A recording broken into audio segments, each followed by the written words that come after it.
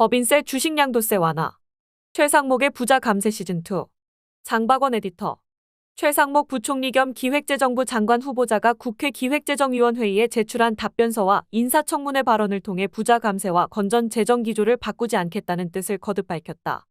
무분별한 감세로 올해와 내년 세수가 각각 50조에서 60조 원 줄고 반드시 투입해야 할 필수 예산을 삭감한 탓에 취약계층이 생존 위기에 몰리는 등 사회안 전망이 흔들리는데도 기존 경제 정책을 고수하겠다는 것이다. 최 후보자의 부자 감세 본능은 법인세와 주식양도세, 임시투자세의 공제에 대한 답변에 그대로 담겼다. 법인세 인하 필요성에 대한 그의 답은 이렇다. 법인세는 국제적으로 경쟁하는 세목으로 글로벌 스탠더드를 고려해야 한다. 법인세 인하는 세계 시장에서 기업 경쟁력과 국제적 법인세 수준 등을 고려해 판단할 필요가 있다. 윤석열 정부는 지난해 법인세 최고세율을 현재 25%에서 22%로 인하하는 세법 개정안을 국회에 제출했다. 그러나 법인세율을 너무 낮추면 세수 부족이 발생하고 미국을 비롯한 각국의 증세 추세에 반한다는 이유로 야당이 반대하며 과세표준 구간별로 1%포인트씩 내리는 수준에서 국회 문턱을 넘었다. 최 후보자는 한국의 법인세 최고세율이 다른 나라에 비해 높다는 점을 들어 추가 인하가 필요하다고 주장한다. 그러나 각종 공제 등을 고려한 실효세율이 얼마나 높은지는 따져봐야 한다. 다만 나라마다 제도와 기준이 달라 객관적인 자료를 도출하기 쉽지 않다. 확실한 사실은 미국과 유럽 등 주요국은 경기 침체에 대응하기 위해 적극적인 증세 정책을 펼치고 있다는 점이다.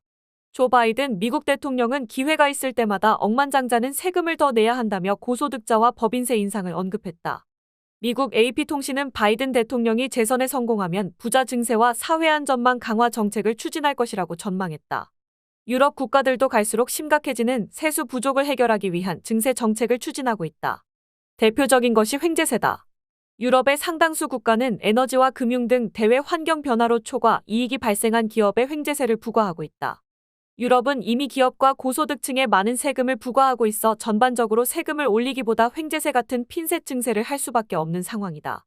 이처럼 우리와 경제 규모가 크거나 비슷한 국가들이 증세에 나서고 있는데 최 후보자는 낡은 레코드판을 돌리는 것처럼 감세 타령만 하고 있다. 임시투자세액 공제는 기업의 설비 투자를 촉진하기 위해 당의 연도 투자 금액의 일부를 이듬해 법인세에서 깎아주는 제도다. 1982년 처음 도입된 이후 폐지와 부활을 거듭하다가 2011년 종료됐다. 윤석열 정부는 경기 침체 영향으로 위축되는 기업 투자를 끌어올린다는 명분으로 지난해 1년 한시로 이 제도를 재도입했다. 기업의 설비 투자에 대해 세액 공제율을 기존보다 2%에서 6%포인트 높이는 게 골자인데 올해 말 종료될 예정이다. 최 후보자는 임시투자세액 공제를 연장하겠다는 견해를 피력했다. 그는 올해 투자 실적과 내년 투자 전망 등 여러 가지 경제 상황을 고려해 결정해야 한다면서 내년에도 임시투자세액 공제 제도의 연장을 적극 검토하겠다고 답했다. 이에 따라 내년 1월 발표되는 2024년 경제 정책 방향에 이런 내용이 담길 것으로 예상된다. 다만 제도 연장을 위해서는 관련 조세특례제 한법 개정이 필요하다. 대한상공회의소 등 재계는 임시투자세액 공제 연장에 필사적으로 매달리고 있다. 기업이 신규 설비 투자 결정을 하는데 1년 이상이 걸려 정책 효과를 보려면 몇 년 더 연장해야 한다는 논리다. 그러나 반론도 만만치 않다. 임시투자세액 공제 기간을 무한정 늘려주면 결국 법인세를 상시로 깎아주는 셈이 되기 때문이다. 기업 투자 촉진과 연관성이 입증되지 않았다는 주장도 있다. 투자를 촉진하는 효과는 불명확하고 임시투자세액 공제로 생기는 세수 결손 부작용이 더 크다는 것이다. 미국 등 여러 나라에서 유사한 제도를 도입했다가 폐지한 것도 같은 이유일 것이다. 최 후보자는 또 대주주 주식양도세 완화를 시사하는 발언을 했는데 이는 그동안 신중론을 펼치던 기획재정부의 기조를 바꾼 것일 뿐 아니라 윤석열 대통령과 코드를 맞추려는 의도까지 엿보인다. 그는 일반 근로소득세 같은 경우에는 과세 형평이나 이런 게 중요한데 이 부분은 자산과 국가 간 자본 이동성에 영향을 미칠 수 있는 게 있다며 대내외 경제 여건을 고려해 종합적으로 결정할 문제라고 밝혔다.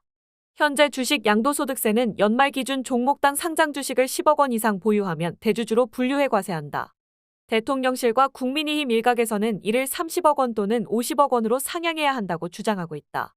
대주주 요건을 완화하면 주식 양도세를 피하려는 매물이 연말에 쏟아져 주가를 떨어뜨리는 현상을 막을 수 있다는 게 주식 양도세 폐지론자들의 논리다.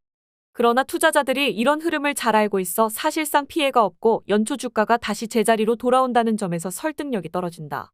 주식 부자들이 연말에 팔았다가 연초에 다시 사는 과정에서 손실을 보는 것을 막아주는 역할만 할 뿐이다. 소득이 있는 곳에 과세한다는 원칙에 따라 그동안 주식양도세 과세 대상을 꾸준히 확대한 흐름과도 맞지 않는다. 더욱이 여당과 야당은 지난해 12월 5천만 원 이상의 금융투자소득을 올린 투자자에게 세금을 부과하는 금융투자소득세를 2년 유예하기로 합의하며 그때까지 주식 양도소득세는 현행대로 유지하기로 합의한 바 있다. 그런데도 대주주 주식양도세 완화를 고집하는 것은 부자 감세를 떠나 1년 전 약속을 파기하는 것이다. 최 후보자는 건전 재정 기조 유지 등 다른 사안에 대해서도 기존 정책을 고수하겠다는 뜻을 피력했다. 감세 정책을 펼치면 세수가 부족할 게 뻔한데도 재정 건전성을 운운하는 것은 앞뒤가 맞지 않는 말이다. 올해에 이어 내년에도 수십조 원 규모의 세수 부족 사태가 예상된다. 결국 세출을 줄이는 방식으로 건전 재정을 유지하겠다는 것인데 이는 서민과 취약계층에 직격탄을 날릴 수 있다. 사회 안전망을 위해 꼭 써야 할 복지 예산이 줄어들 수 있기 때문이다. 내년도 과학계의 연구개발 예산을 대폭 삭감한 정책도 세수 부족 여파로 볼 수 있다. 고소득자와 기업 세금을 깎아주면서 국민 삶을 팍팍하게 만들고 국가 미래를 위한 R&D 예산까지 감액하는 경제정책은 정상이 아니다. 기업과 고소득자 세금을 깎아주면 투자가 늘어나고 경제가 활기를 띨 것이라는 낙수 효과는 허상일 뿐이라는 건 국제통화기금 등 여러 국제기구의 조사 결과에서도 확인된 사실이다. 이를 금과 옥조로 여기는 최 후보자의 구시대적 인식과 태도가 부자 감세 시즌2를 예고하고 있다.